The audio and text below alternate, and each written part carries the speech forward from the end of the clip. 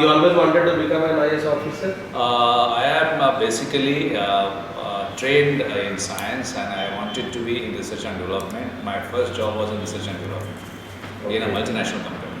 Okay. I had established one small unit of research and development for the company, and then simultaneously I started trying for competitive exams also, and that's how I got into this civil service. Okay. What is a plant pathology? Was it useful in civil services? Of course, plant pathology is like it is not just a science, a specialized science, but it also makes you to think about the various aspects of any skill that one develops. And plant pathology was not just a science that I wanted to specialize in, but it also made me think about how one can be focused, how one can think 360 degrees. Like for example, if there are crop diseases, now the crop diseases, when we were studying as plant pathologists, we were thinking that how the plants are are exposed to various climatic conditions. What could be the reasons for these crops falling prey to these diseases?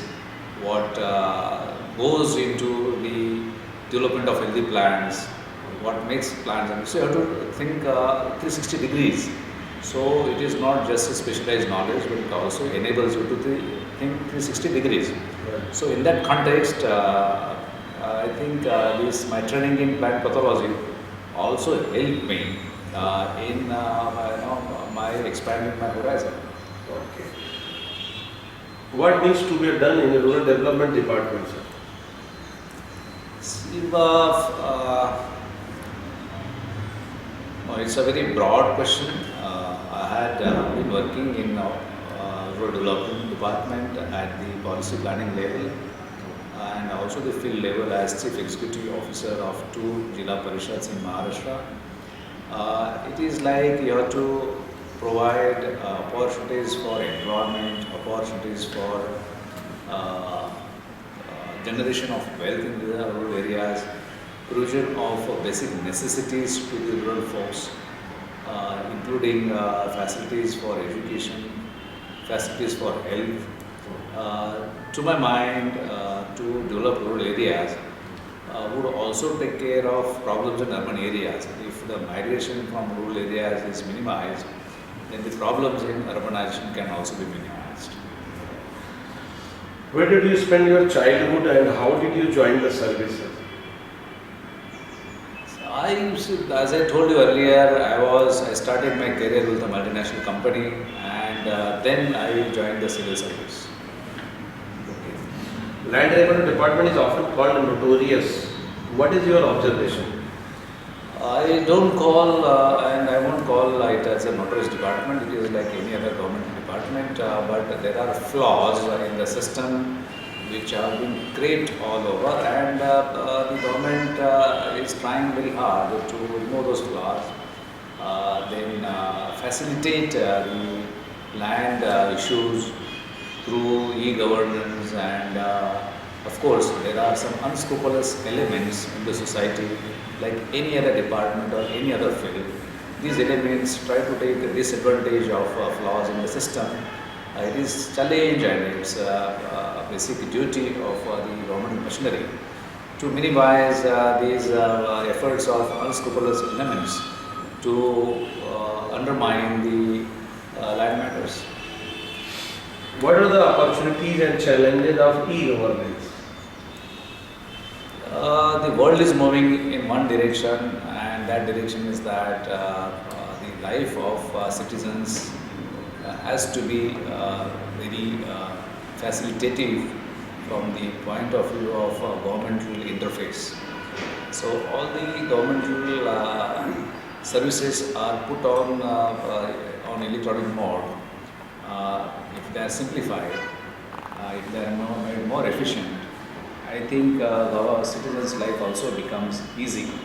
And from that perspective, the e-governance becomes a very important tool. which the state government and government of India, they are very aggressive in adoption of e-governance tools in all the spheres of governance. What are the challenges? Challenge is that one has to change the mindset of bureaucracy. Then there is once the e-governance mode is adopted, the systems become very transparent. There are elements which do not like transparency in administration. And then of course we have to also enable citizens to seek and to avail these services through e-governance. So we have to also provide platforms and we have to enable them through infrastructure in urban and rural areas where from they can seek these services seamlessly. What is the scope of public-private participation in urban development? Is it fruitful in terms of business? Public-private partnership is there in all walks of this development these days. It's like we always talk about foreign direct investment. In fact, there is scope for also private direct investment. And the strength of private efficiency, use of efficiency of private wealth for infrastructure development, urban services can definitely be an asset in urbanization. You have been to UK for training. What is the difference in training in India and in UK? There isn't much of a difference. We are also one of those developed countries in the world in terms of education, in terms of training. So I don't find any significant difference between the training modules and the teaching methods. I consider India to be one of those developed nations as far as training and education is concerned. Okay. Your action in F&D earned many pharmacists their employment at the pay scale that met market standards. For the first time in history, medical stores were forced to keep pharmacists to the service of people. How do you evaluate it? It is not just the pharmacist or the food and drugs department. My basic principle of governance or my way of functioning is to implement law as it is. The parliament and the state assemblies, they took a lot of effort. They go through a long drawn process of creation of enactments, laws, rules and regulations, and these are suited for the currency of times. And therefore, once these laws are prepared or made, then it is the responsibility of the administrative machinery to implement them. What I do is I implement the laws as it is. So I have not done anything, even in the pharmacy field or drugs and food, or for that matter transport or anywhere of my own. I simply implemented the law as it exists. And I also consider non-implementation law is inversely proportional to the level of corruption. Lower the level of implementation of law, higher the corruption. Higher the implementation of law, lower the corruption. So that is my law of implementation vis-a-vis corruption. According to you, corruption is, how many types of the corruptions are nowadays in the system? It is not types, it is only one type of corruption, that is your corrupt mindset. Okay. Yeah, it all depends on the mindset. If you are, the ways could be different, the tools could be different, but if your mindset is corrupt, then probably everything becomes corrupt. If mindset is clean, then everything remains very clean and transparent. So bureaucracy is trained not to be corrupt. Citizens should also be supporting the system which is non-corrupt. So it is both ways. Of course, the basic responsibility remains with the administration, that to cut down the delays, to cut down the infirmities in the administrative decisions, and make it more transparent. Therefore, I think the corruption is like tackled this way. Did someone met you and appreciated for giving him employment when you were there in food and drugs and after that? I did not do it for the sake of giving employment. In fact, I implement the law for the benefit of citizens, patients, because the presence of pharmacist in the shop was for the benefit of patients. Patients are required to get counseling of pharmacist, how to use medicines, when to use medicines, in what form it is to be used medicine, the modalities of to get medicine, and if the medicines are not properly taken, then it develops adverse drug reactions which could lead to further complications, or even in some cases it leads to deaths also. So from that perspective, it is essential by law to have pharmacists in the shops. When I joined FDA, I found that many of the shops were not having pharmacists. The certificates were rented out to pharmacy or shop owners. I implemented that not to give employment to the pharmacist, but to secure rights of patients to avail counseling how to make use of medicine. Okay. You prosecuted big names for not adhering to the law. Were you asked to stop action somewhere? When I implement law, I implement in a very transparent manner. And I do not give an impression that I am doing it in a haphazard manner.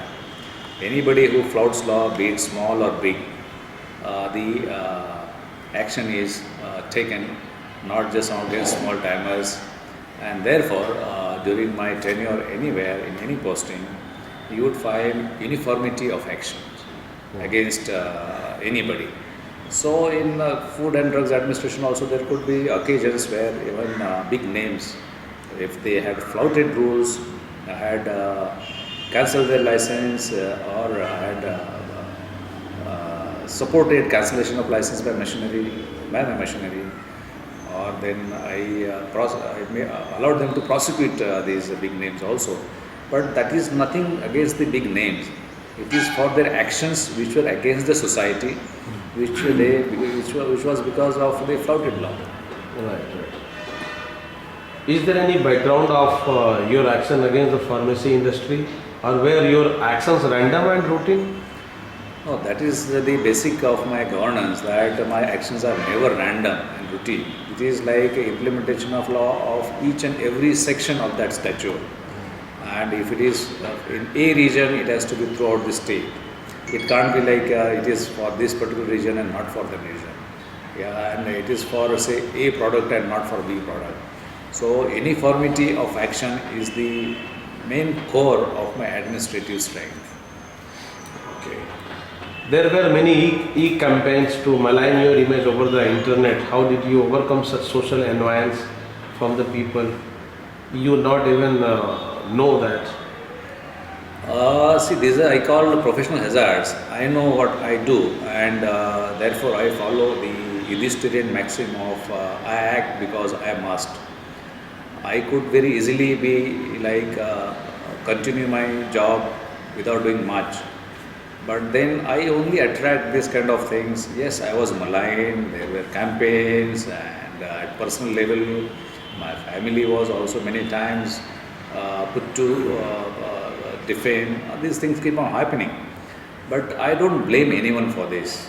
If somebody's interests are affected, they are bound to do this thing, and I am not taken aback, or I have never stopped my actions because as due to the deterrence these tactics adopted by those I would call as misguided elements, and therefore I pity them. That's the only thing. That's all. I take it as a professional hazard. Did you found yourself sometimes to influenced by the politician?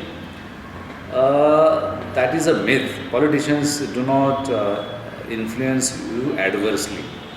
If they are convinced that what you are doing is for the society, your actions are uniform, you are not overpowering against somebody, and you are letting go others easily, they know you.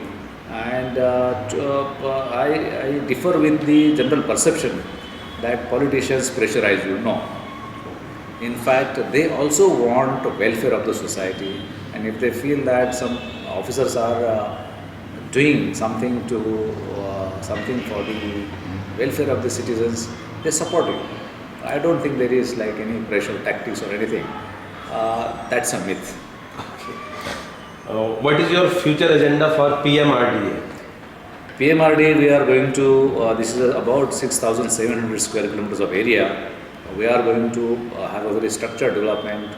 We are going to develop this as an international premium investment destination with very high livability index, and we are going to develop it eco improvement improvised system, and not just eco sustainability. We are going to also develop this on the basis of least energy intensity per capita. So this is going to be the happening place for business, for living, for the generations to come. What are the challenges you are facing in the PMRDA? The challenges are that in a very short period of time, we have to come out with the plan. We have to generate resources to finance these plans. We have to attract investment, and we have to have also models to be developed for management of these institutions, to finance these institutions for management. These are the challenges. What is the difference between MMRDA and PMRDA? There isn't much of a difference. Only thing is that like MMRD is basically mainly concerned with the development that has actually happened. That is the major portion of MMRDA's area. In PMRDA, most of the area is virgin, and therefore there is a lot of scope for virgin development. Okay. How do you spend your leisure time, sir? I normally read quite a lot. Okay. I do 12 kilometers jogging every day, about 1.5 hours of I spend in the gym, and I drive quite a lot without any prefixed destination. I do trekking. I see. I ride bicycles. I ride motorcycles. Very good. These are the things that I spend a lot of time with my family. What is your advice to the students who aspire to become an IAS and IPS? If you have a concern for the country, if you want to do something for your fellow citizens, then you should join IAS and IPS. If you are joining this as a job, as a livelihood, earning for livelihood, then please don't join. Join this as a mission that you are going to do something for the country. And this is not just for the sake of saying this so. It has to come from within. Otherwise, in private sector, there are a lot many opportunities where you can, with the same talent, earn manifold than in government. So, if we have got that kind of mindset to do something for the society, they should join. And those who are purely for joining, purely deciding to earn, then I think business, private sector, international employment, these are the opportunities available. What are your expectations from our Chief Minister Devendra Fadnavis for development of the PMRDA? I cannot comment on my seniors, but the present Honorable Chief Minister and my Guardian Minister, both of them are very supportive in development PMRDA. They are doing good handholding, they are providing good leadership, and they are very fast in approving in terms of taking decisions. Okay. What message you would like to send to the department and citizen of Pune through India Unbound? PMRD is there to give you an opportunity to live in an area where even people from abroad would also envy you. So it will be having the highest livability index. It will provide opportunities to generate wealth, opportunities for employment, and opportunity for a better life. And for the department, any message? I am going to make this department minimal. I am not going to have a very large bureaucracy. PMRDA is going to be a laboratory. It's going to be an innovation laboratory for governance, innovation laboratory for market economy, innovation laboratory for how to make investment, innovation laboratory for how to be the different model for the government department, and if possible new bureaucracy, if required minimal bureaucracy. That is going to be the model for my department, and that's how we are developing it. Thank you very much, sir. Thank you very much for your precious time.